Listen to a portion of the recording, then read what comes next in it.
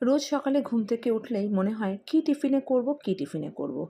কাকে কী খেতে দেবো, কী করলে বাচ্চারাও খুশি হবে, বড়রাও খেয়ে নেবে। তো আজকে বন্ধুরা আপনাদের সামনে আমি একটা রেসিপি নিয়ে এসেছি, যেটা কিনা খুব হেলদি, খুব সহজে তৈরি করতে পারবেন, খেতেও দুর্দান্ত আর একদম ঝটপট তৈরি হবে। সেটা হচ্ছে সুজির ইডলি বলতে পারেন, যেটা কিনা আপনারা বাড়িতে থাকা উপকরণ দিয়ে তৈরি করে ফেলতে পারবেন।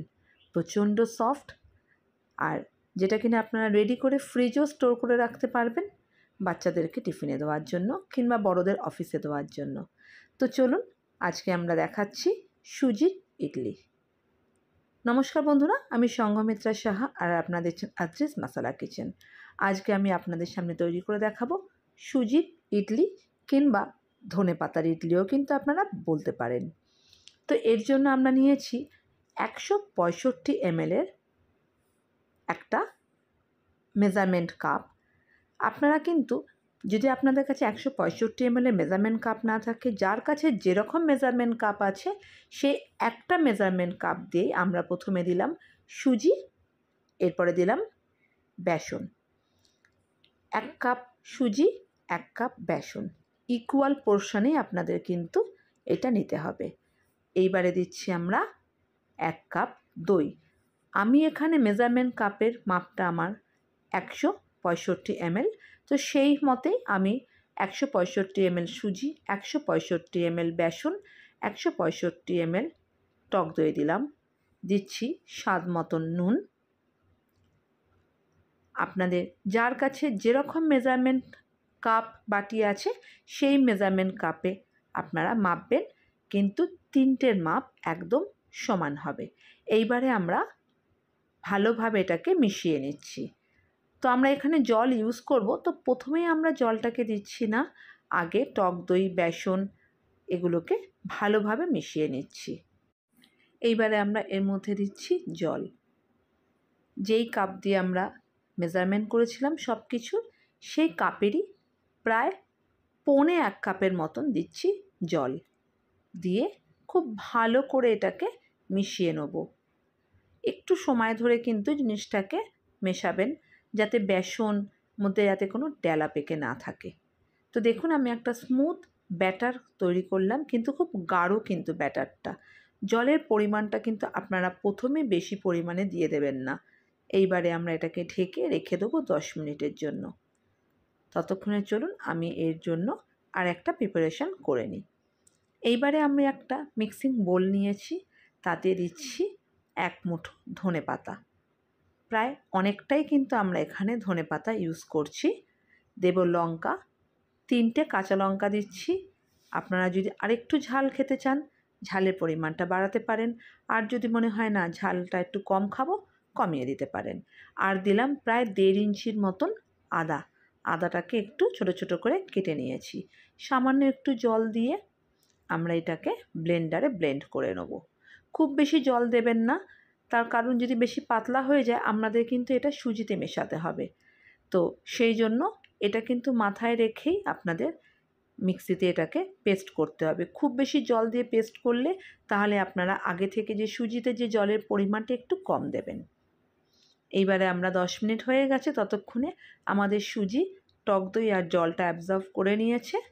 এইবারে আমরা ওই ধনেপাতার পেস্টটাকে দিয়ে দিলাম। দিয়ে এইবারে আমরা এটাকে সুজি বেসনের সাথে খুব ভালো করে আবারও এটাকে মিশিয়ে নেব। দিচ্ছি 1 চামচ জিরের গুঁড়ো। কোনো ভাজা জিরের গুঁড়ো নয়, নর্মাল যেই জিরে আপনারা বাড়িতেও গুঁড়ো করে রাখতে পারেন, কিংবা বাজার চলতি যে গুঁড়ো প্যাকেটে পাওয়া যায় সেটাও দিতে পারেন। দিয়ে এইবারে আমরা এটাকে খুব ভালো করে মিশিয়ে নিচ্ছি। মেশানোর সময় হয়তো মনে হবে আর একটু পাতলা হলে তাড়াতাড়ি ব্লেন্ড করা যেত, কিন্তু না, একটু গাঢ়ই কিন্তু থাকবে। খুব ভালো করে আমরা জিনিসটাকে মিশিয়ে নেব। এইটা মেশানো হয়ে গেলে আবারও আমরা এটাকে 5 মিনিটের জন্য রেস্টে রেখে দেবো। তো বন্ধুরা, স্কুলে এটা কিন্তু খুব ভালোভাবে যাবে, অফিসেও যাবে, আর সবথেকে বড় কথা বাচ্চাদের কিন্তু ভীষণই ভালো টিফিনে দেওয়ার জন্য। কারণ বাচ্চারা আজকাল বাইরের এই খাবার খাওয়ার জন্য খুব উদগ্রীব। তো তো তাদেরকে কিন্তু এই নিত্য নতুন একটু কালারফুল বাড়িতেই যদি করে দিতে পারেন না, বাচ্চারা কিন্তু বারবার খেতে চাইবে। তো যতক্ষণ আমরা এটাকে 5 মিনিটের জন্য রেস্টে রাখবো, ততক্ষণে চলুন আমরা একটা গামলার মধ্যে জল বসিয়ে দিলাম। জলটাকে ভালো করে গরম হতে দেবো। বড় গ্যাসে আমরা বসিয়ে দিয়েছি, গ্যাসের আঁচটাকে বাড়িয়ে ওপরে আমরা একটা ঝাঁঝরি রেখে দিয়েছি, যার মধ্যে ফুটো ফুটো আছে, মানে ওই বাষ্পটা যাতে ওপর দিকে উঠতে পারে। তো আপনাদের বাড়িতে যার যেরকম আছে সে সেরকমভাবেই করবেন। আর ওই ঝাঁঝরিটাকে আমরা একটা ঢাকনা দিয়ে ঢেকে দেবো, তাতে কি হবে না, স্টিমটা ভেতরেই থাকবে। এবারে আমরা এর মধ্যে দিলাম 1/2 চামচের মতন বেকিং সোডা, আর দিচ্ছি 1 চামচ ভিনেগার। আপনারা চাইলে পাতিলেবু থাকলে পাতিলেবুর রসও দিতে পারেন। এইবারে আমরা এটাকে ভালো করে 30 সেকেন্ডের মতন এটাকে ভালো করে আমরা মিশিয়ে নেব। আর যখন মেশাবেন, খুব ভালোভাবে যখন মেশানো হয়ে যাবে, দেখবেন এটা কিন্তু অনেকটা ফ্লপি হয়ে যাবে, ইনস্ট্যান্ট এটা কিন্তু ফ্লপি হয়ে যাবে। এইটা কিন্তু দিতেই হবে, তাহলেই কিন্তু আপনাদের এই ইডলিটা খুব সফট ও স্পঞ্জি হবে। এবার দেখুন আমি কীরকম ছোট ছোট বাটি নিয়ে নিচ্ছি।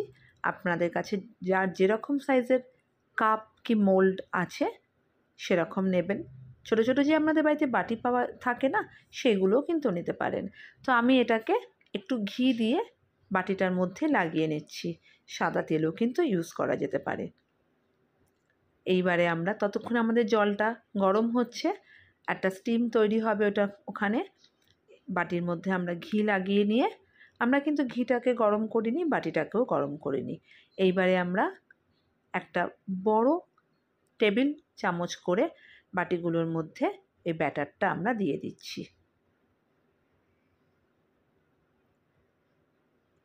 এটার জন্য কিন্তু আপনারা বাড়িতে একটা চাটনি তৈরি করতে পারেন, কিংবা রায়তা দিয়েও খেতে পারেন।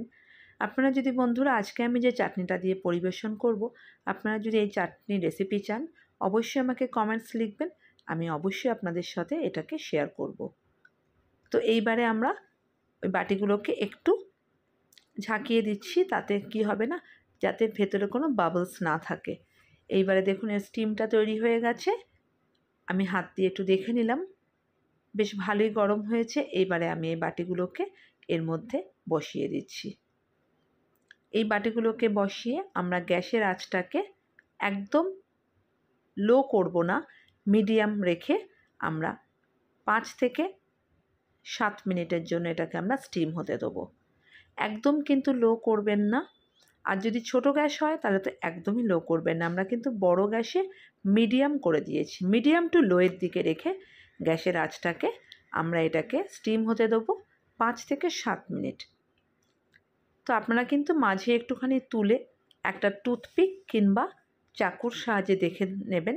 যেরকম আমরা কেকের মধ্যে দেখি যে খুব নর্মালভাবে চাকুটা উঠে আসলো কি টুথপিকটা উঠে আসলো, যাতে তার গায়ে কিছু লেগে না থাকে।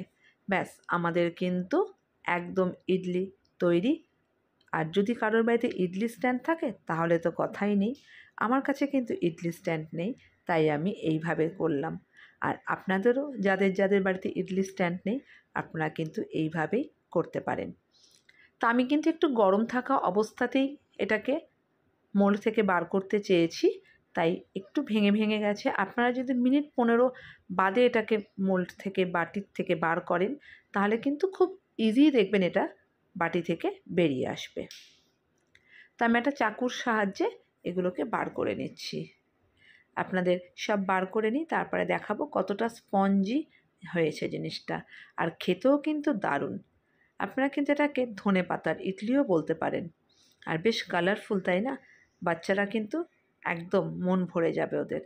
তো এইভাবেই আমরা বাকি ব্যাটারগুলোকে ঠিক একই পদ্ধতিতে আমরা এগুলোকে স্টিম করব। তো আবারও আমাদের স্টিমটা বেশ ভালোই গরম হয়ে গেছে। আর যখন স্টিমটা করবেন তখন কিন্তু গ্যাসের আঁচটাকে একদম হাই করে দেবেন। দিয়ে এগুলোকে বসিয়ে দিচ্ছি। ঠিক একইভাবে আবারও আমরা 5 থেকে 7 মিনিটের জন্য এটাকে স্টিম হতে দেবো।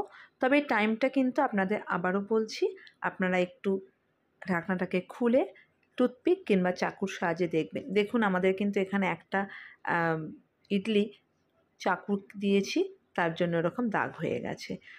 তো আমাদের কিন্তু সবকটা ধনেপাতার ইডলি একদম তৈরি হয়ে গেছে। দেখুন কতটা সফট হয়েছে। আর এই দেখুন আমি আপনাদের ভেঙে দেখাচ্ছি কীরকম জালি হয়েছে, আর খুব স্পঞ্জিও কিন্তু। এইবারে আমরা এটা একটা চাটনি দিয়ে পরিবেশন করছি। আপনাদের আগেই বলেছি, যদি এই চাটনির রেসিপিটা দেখতে চান অবশ্যই আমাকে কমেন্টস করবেন। আপনারা কিন্তু যে কোনো ধনেপাতার চাটনি, টমেটোর চাটনি দিয়ে সার্ভ করতে পারেন, কিংবা রায়তা, টমেটো সস, লঙ্কার আচার দিয়েও কিন্তু দারুণ লাগে। তো বন্ধুরা, আজকের এই রেসিপিটা আপনাদের সবার কেমন লাগলো? যদি ভালো লেগে থাকে তো আমার এই চ্যানেলটি অবশ্যই সাবস্ক্রাইব করবেন, শেয়ার করবেন, আর পাশে থাকা বেল আইকনটা প্রেস করে দেবেন। সবাই ভালো থাকবেন। আবারও দেখা হবে নতুন কোনো রেসিপির সাথে। নমস্কার।